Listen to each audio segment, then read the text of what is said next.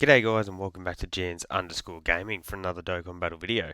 So today's video we're going to be running through the breakdown of the new INT Yamcha that's going to be dropping on Global later today, and then also whether I think this banner is one that you should be summoning on. So if you are going to be summoning, don't forget to like and subscribe because there will be a team building guide for Yamcha later on today. So yeah, let's jump into the breakdown. So as you can see here, he is a 200% leader skill, being the Earthbred Fighters, which is a terrible name on for a category. It had originally been translated by the community as Warriors Race on Earth, which was miles better, but is what it is. So he is a Earthbred Fighters and Saiyan Saga 3 key 170, so we do get another 170 for Saiyan Saga.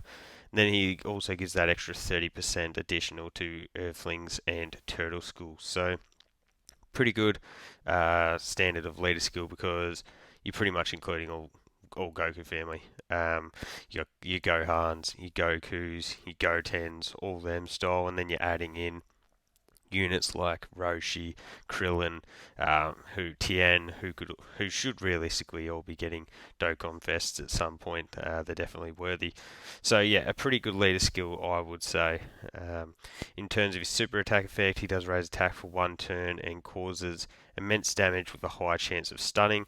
So high chance of stunning does give him a lot of utility in events like Super Battle Road. So as you'll see, he does have a lot of kit sort of built towards that style of content. So he does have an entrance animation. So activates, you get 2 key and 150% attack and defense for 4 turns from the start of turn when there is 5 or more Earthbred Fighters on the team. So super powerful. 150% is a massive buff. So yeah, you can't go wrong with that.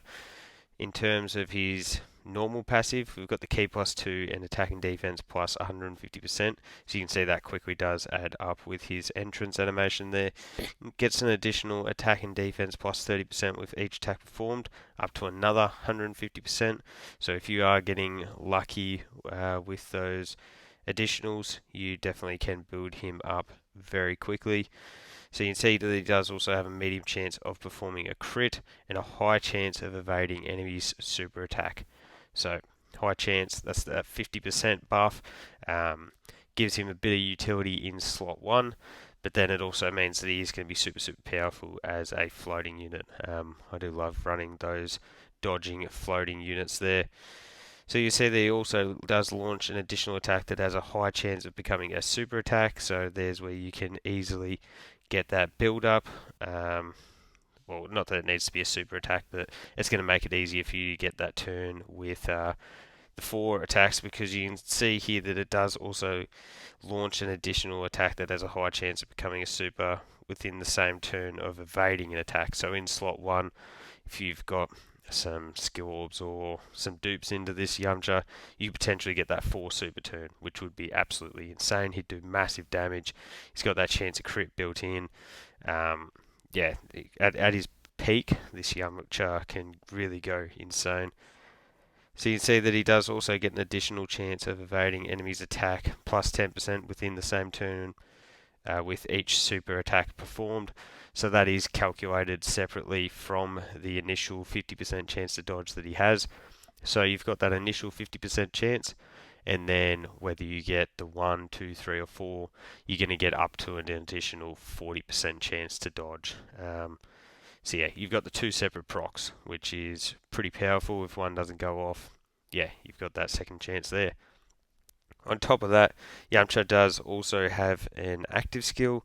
So we've got the extra large Spirit Ball, causes ultimate damage to the enemy, and within the turn activated, attacks are guaranteed to hit. So a bit of a nothing. Look, you're getting the extra damage, but attacks guaranteed to hit probably isn't everyone's greatest concern at this point. But it's definitely nice to be able to deal out some free damage. So the active conditions or activation conditions for this one is that it can be activated after the character evades 4 or more attacks in battle. So for that, obviously you're going to be able to build that as quickly as possible by putting this guy in slot 1. It usually feels like that's where most of the attacks are for, when we're going up against difficult content. or when all allies attacking in the same turn are Earth Red fighters. So again, a pretty easy requirement to fulfill. I imagine most of the time you are going to be running this guy with a lot of Earth Red fighters, the Gokus, the Krillins, the Roshis that I did mention. So yeah, definitely going to be easy to get that active skill off there as well. For links, we've got Turtle School, Solid Support, Infighter, Z Fighters, Kamehameha, Shocking Speed, and Fierce Battle. So a couple common ones in there. And then we've only got a few teams here. We've got Worthy Rivals, Kamehameha, Earthlings, Turtle School, Saiyan Saga, and Earthbred Fighters. So not the crazy long list of teams that we usually do get. But yeah, definitely a unit that does deserve a Dokkan Fest. So from there, we'll have a look at his banner.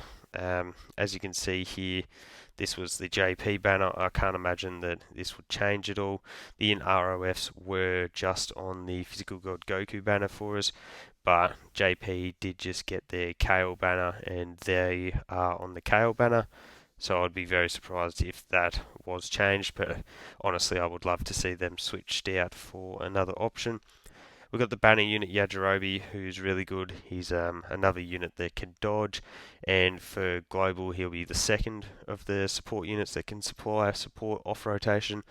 We got the Tech Super Saiyan 2 Vegeta first, so yep, very powerful to have units that you can throw in on that floater slot and then get the boosted support even when they're not on rotation. So Yamcha and Yajirobe both really good. As I mentioned, INT ROFs have just been back. At the very least, it is a 200% leader skill. Same with AGL Ginyu. Ginyu's still really good, but his team has definitely fallen off, which is unfortunate. And it's just one of those teams where you're not going to be able to get a lot of buffs. And in terms of Terrifying Conqueror leads, you've got the STR Cooler, so you probably don't want to jump on that side of the leader skill. We've also got AGL Trunks, a unit that I actually don't have. So he's not worth summoning for. He's not worth spending your coins on. He's just a bit of a nothing, unfortunately. He did come out before the anniversary with the 200%, so he did fall off really quickly there. We've got the Physical Freezer. He's a stacking unit, I guess, Universe Survival Saga, but definitely not someone I'd be going after. And then we've also got the Easy A for the AGL Super Saiyan Goku, Transforming Goku, whatever you want to call him. He's another unit that's just fine. He's not bad, he's not good, he's just fine, pretty much. So 7 featured unit banner. My recommendation would be to skip this one. We've got Golden Week coming up. Yamcha and Yajirobe are both really good, but there's just not much value on the rest of the banner here, unfortunately. If there's discounts, I guess if you got to spare 100 stones to throw at them, it wouldn't be the worst, but I think definitely stashing away for Golden Week, continuing to build up to Anniversary is definitely never a bad idea. Hopefully we do get some nice Pilaf Trove tickets, and maybe that's the avenue for people who spend to be able to summon, but yeah, I definitely would be recommending to stay away from this banner. So let me know your thoughts on Yamcha, whether you're going to be summoning for him or not. So thank you all for watching. Don't forget to like and subscribe if you want to keep up with the content, and hopefully I'll catch you all on the next video.